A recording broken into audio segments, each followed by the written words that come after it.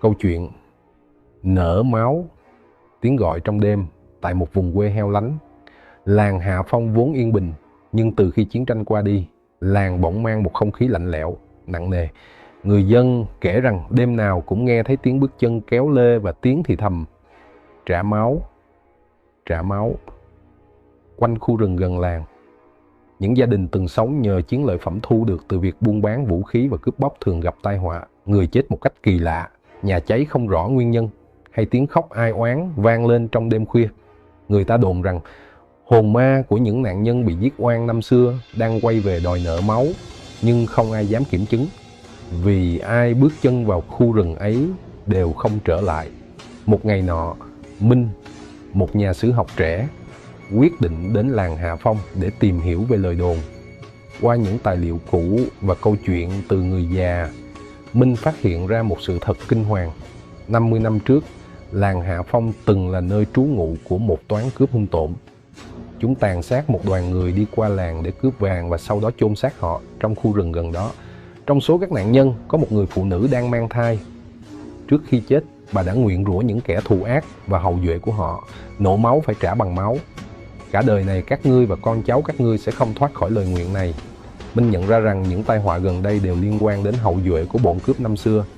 Tuy nhiên, điều kỳ lạ là có những người không hề liên quan nhưng vẫn gặp ác mộng và những tai nạn đáng sợ. Sự đáng sợ này hãy cùng team khám phá ở phần sau nha. Nổ mau phần 2, ám ảnh kinh hoàng quyết tâm tìm hiểu. Minh cùng một nhóm bạn trẻ gàn da tiến vào khu rừng. Càng vào sâu, không khí càng trở nên ngột ngạt. Tiếng gió rít qua từng tán cây như những tiếng thét đau đớn. Bất chợt, một người trong nhóm la lên: ai đó đang theo dõi chúng ta. Những bóng đen mờ ảo bắt đầu hiện ra trong làn sương. Những khuôn mặt méo mó, đôi mắt trống rỗng nhưng ngập tràn căm hận. Từng người một trong nhóm bắt đầu nghe thấy tiếng thì thầm sát tai mình: trả máu cho tao. Minh phát hiện một cây cổ thụ lớn giữa rừng. Rễ cây phình ra như đang nuốt chửng một thứ gì đó.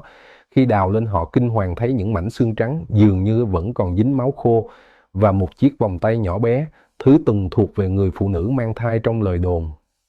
Ngay khi chiếc vòng được đào lên, không gian xung quanh rung chuyển. Tiếng khóc than và những bóng người bắt đầu xuất hiện rõ hơn, bao vây nhóm của Minh. Một bóng hình người phụ nữ với chiếc bụng nhô cao, đôi mắt đen sâu hoạm và khuôn mặt nhợt nhạt từ từ bước đến. Bà cất giọng khàn đặc, vang vọng như từ cõi chết: chúng mày tưởng có thể chôn vùi tội ác sao? Máu phải trả bằng máu. Bà chỉ tay vào từng người trong nhóm và Minh bàng hoàng nhận ra một sự thật kinh hoàng. Không chỉ hậu duệ của bọn cướp mới bị nguyền rủa, mà bất cứ ai dính dáng đến mảnh đất đẫm máu này đều không thể thoát. Những hình ảnh đau thương của các nạn nhân hiện lên như một bộ phim ghê rợn. Từng tiếng thét trước khi chết vang vọng trong tâm trí Minh. Liệu Minh sẽ phải làm gì để có thể giúp linh hồn này được giải thoát? Hãy cùng mình cho đón tập sau nha.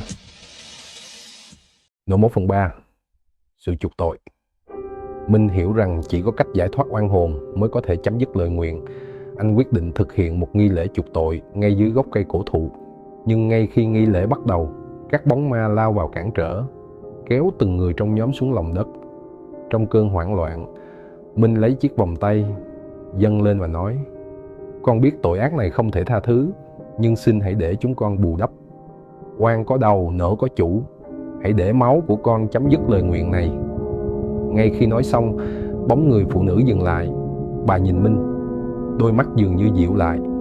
Sau một tiếng thét dài xé toạc không gian, mỗi bóng ma tan biến và khu rừng trở nên tĩnh lặng. Nở máu chưa bao giờ mất đi Minh và nhóm bạn thoát khỏi khu rừng, nhưng anh biết rằng cái giá của sự sống sót chính là sự chuộc tội cả đời.